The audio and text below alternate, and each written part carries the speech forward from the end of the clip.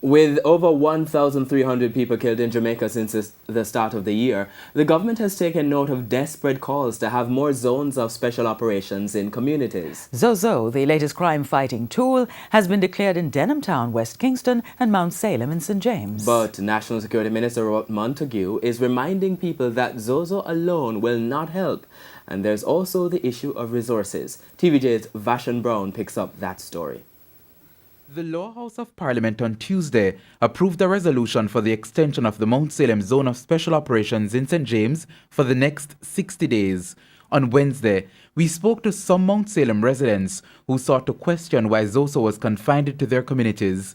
National Security Minister Robert Montague says he's aware of the calls for more zones of special operations, especially out west. There's also the resource constraint both in manpower and in state resources. And therefore, everything is under consideration and we are looking at expanding in where we are and also looking at other areas. So it is a work in progress. The number of people killed in St. James since the start of the year continues to be of great concern. In fact, so far this year, 262 persons have been killed in the parish.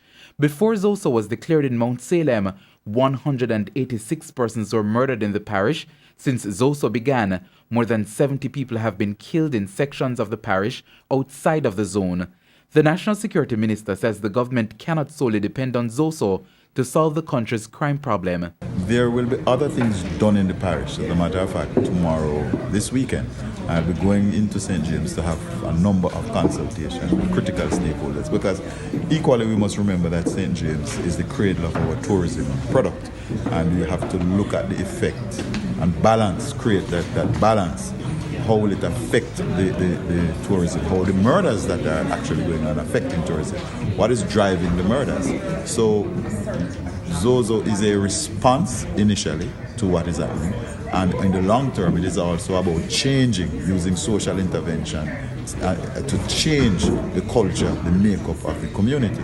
Mr. Montague also responded to persons who have complained that the zone of special operations have been affecting their businesses. If the murders were left unchecked, their businesses also would be affected. And we apologize for the downturn in business, but we understand that we still have to take some measures to treat with the problem initially, and then to take the more medium and long-term measures to upgrade the community, to introduce other government services in the community.